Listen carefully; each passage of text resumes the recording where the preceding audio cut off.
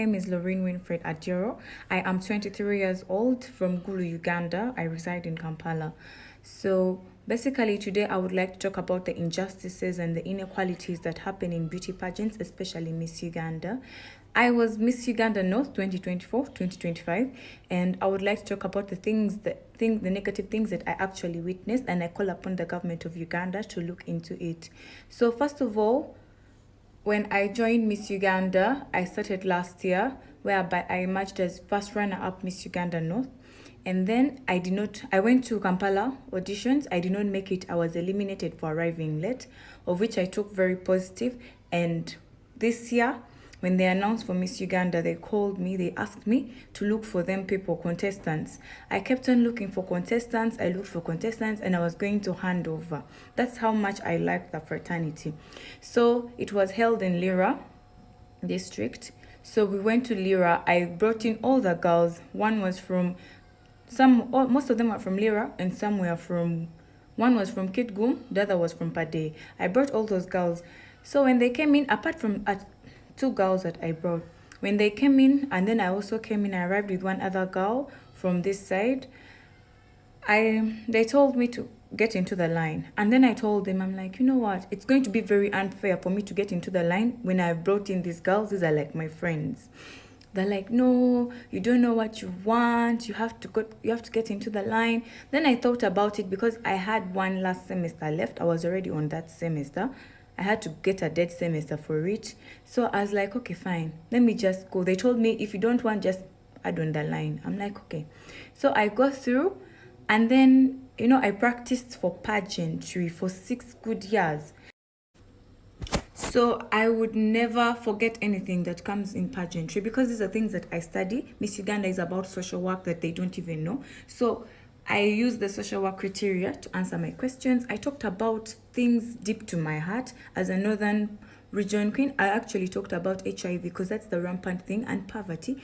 And then I spoke about domestic violence. Like, I grew up in a very domestic violent home.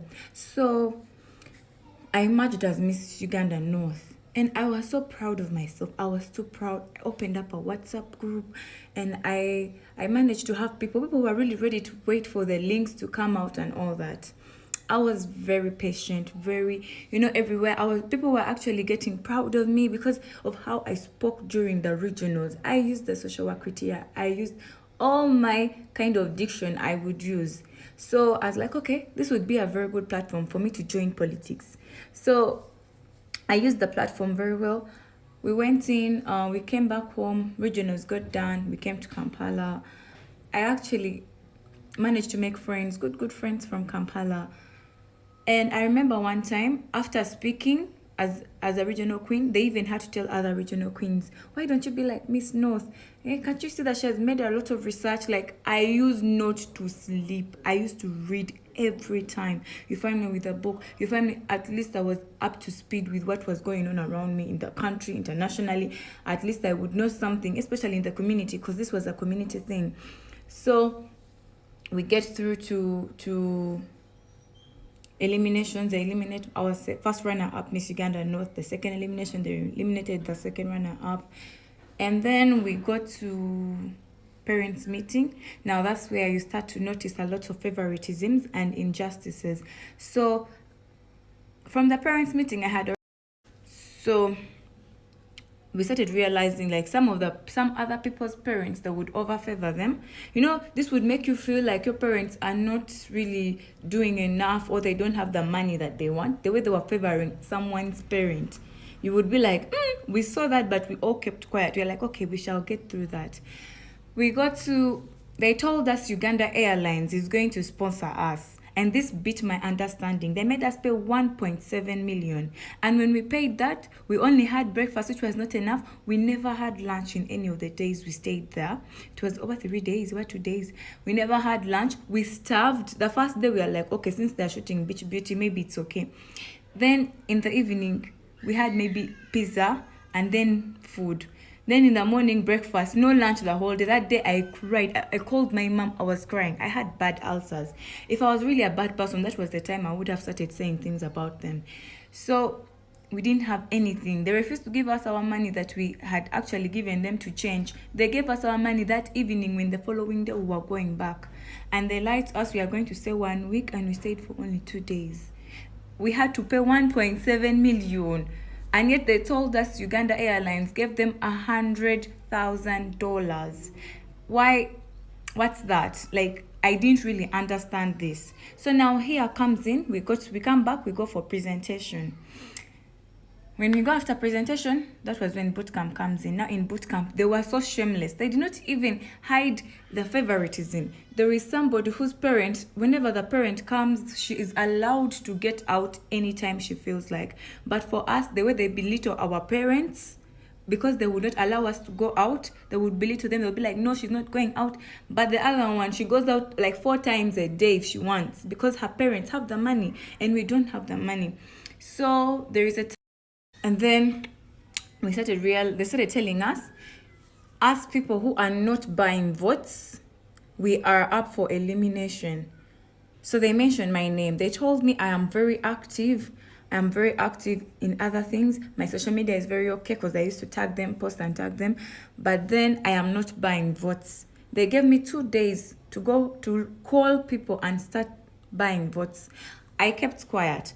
Then I got the microphone and I told them, you people, when I came in for Miss Uganda, I remember I asked, you people told me Miss Popularity does not matter. It is beauty with brain.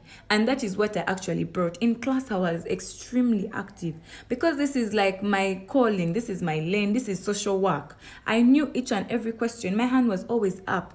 In fact, even my fellow contestants told me, Lauren, you're smart. Like when it came to answering questions, these girls were actually scared of me because I was always there.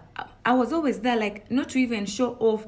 Uganda Christian University pushed me through because I'm among the top 5 best students in the social work class 2024. They're like, it's okay if Lauren wants to go. They would even check on me.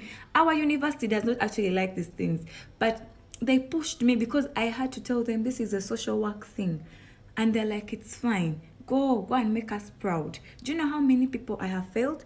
So these people, when I told them, I'm like, you people lied to me. But I've managed to be so active in talent. Other things, I'm very active. Do you know these people make us pay fine? You could pay fine like 10 times a day, and that's 5,000, 10,000, 5,000, or even 20,000. And what do? This is the money that they use for their personal things. I made sure I had only 3 times I was fined. Other people would be fined like 5 times a day, then tell me that I have not been up to speed. I was so active, very active in class. Then they tell me they want to eliminate me. So these people find me sometime, and then they tell me, they're like, Lauren, you know what? They got me one-on-one after the meeting. When I had talked, I was like, people are unfair because I have been very active in other places, but I don't have the money that buys votes. I don't really have it. They find me in the room. They sent the administrator. She came and told me, Lauren, why don't you call Mapenduzi, Balmoy, call some of the MPs and ministers in my area to buy for me votes. We go to churches and we mobilize them to buy for me votes. Like, people, I felt so degraded at that moment. I looked at her and I'm like, So these people think I can do that. This is the time when I would actually get those people and tell them, let us do something, put a borehole in my village or something as a regional queen, instead of asking them to buy for me votes. I think I would be sounding mad. They would not even help me. So then I was like, no, at the moment, one of our honorables is facing issues on corruption. It's very hard for me to face him. So they're like, but your mommy has money. I had realized that from the first day when they saw my mom at the meeting. They just knew my mommy has money. My mommy, I grew up with a single mother, you people. It hurts for my mom to pick 20 million. She told me, let her give you 20 million, you boost the votes and you relax. It hurts. 20 million.